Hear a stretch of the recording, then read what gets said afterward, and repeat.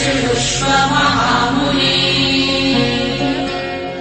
प्रथमं शैलपुत्री च द्वितीयं ब्रह्मचारिणी तृतीयं चन्द्रघण्टेति कूष्माण्डेति चतुर्थकम् पञ्चमं स्कन्दमातेति षष्ठं कात्यायनीति च सप्तमं कालरात्रीति महागौरीति चाष्टमम् नवमं सिद्धिदात्री च नवदुर्गाः प्रकीर्तिता उक्तान्येतानि नामानि ब्रह्मणैव महात्मना अग्निना दह्यमानस्तु शत्रुमध्ये गतो रणे विषमे दुर्गमे चैव भयार्ताः शरणं गताः।